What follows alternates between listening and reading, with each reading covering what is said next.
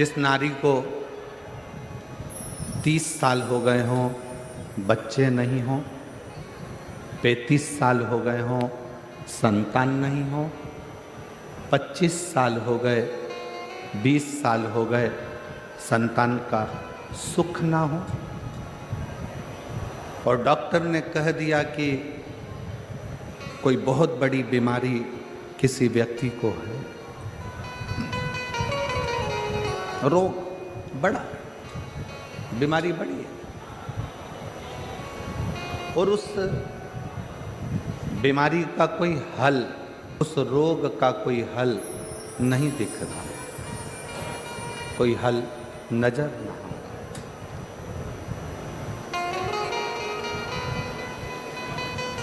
कोई हल दिख ना रहा। तो बैसाख महीने में शिव सप्त तीर्थ का एक अनुष्ठान अपने जीवन में जरूर करें। मट्टी के पात्र में जल भरना और मट्टी के पात्र में जल भरकर प्रतिदिन रोज 7 दिन का ये नियम होता है सप्त तीर्थ का। सप्त तीर्थ बस विराम जो है उसका प्रदोष के दिन होना चाहिए। और बैसाख के महीने में जब आप सप्त तीर्थ का अनुष्ठान करें, 1 घड़ा जल का रोज भरें प्रतिदिन, और 1 बेलपत्र, 1 शमी पत्र उस घड़े के नजदीक में कोई पात्र में अवश्य रखें। पात्र को, जो जल का घड़ा है, जल का पात्र है, उसको मट्टी के ही दीप से या कोई श्वेत वस्त्र जिसको मला गया हो, धोया गया हो, साफ हो, उस वस्त्र से ढक दें। एक दिन एक शिवालय में जाएं, शमी पत्र अशोक सुंदरी वाली जगह पर समर्पित करें। अशोक सुंदरी की जगह जानते हो ना आप लोग? अशोक सुंदरी की जगह पर शमी पत्र समर्पित करें। बेलपत्र जहां आप खड़े हैं उधर से डंडी का भाग आपकी ओर हो, और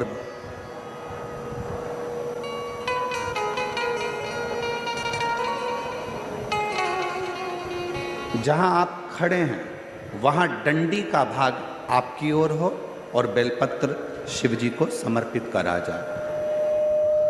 फिर जो मट्टी के पात्र में जल है वो भगवान शंकर को अपनी कामना कर कर शिव जी को समर्पित कर दो।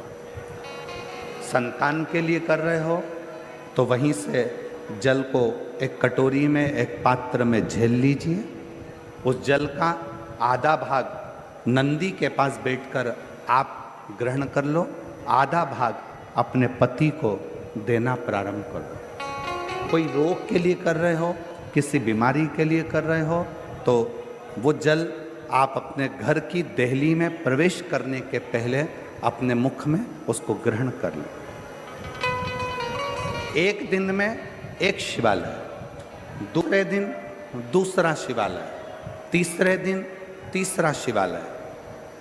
अगर अपने नगर में, अपने गांव में, अपने क्षेत्र में 7 शंकर के मंदिर नहीं हो, यदि अपने गांव में, अपने नगर में, अपने क्षेत्र में 7 शंकर के शिवालय नहीं हो, तो मिट्टी का शिवलिंग बनाकर उस पे चढ़ा, पर रोज एक शिवालय अलग होना चाहिए प्रतिदिन। प्रदोष के दिन जब आप इस सप्त तीर्थ का विराम करेंगे, उस समय पर जल, जब प्रदोष काल आए, प्रदोष काल का जब समय हो जल चढ़ाओ सुबेरे, पर प्रदोष काल का जब समय हो उस जल का पान उस प्रदोष काल में कर लें। प्रदोष को, जो प्रदोष जल को शंकर का पंचाक्षर मंत्र नमः शिवाय, षडाक्षर मंत्र ओम नमः शिवाय या श्री शिवाय नमस्तुभ्यम बोलकर प्रदोष काल में उस जल का पान करें। बाबा को प्रार्थना करें, शिव से विनय करें। ये नियम केवल बैसाख के महीने में होता है, इसको बाकी के महीने में नहीं किया जाता है। इसको बाकी के महीने में नहीं करते, केवल बैसाख।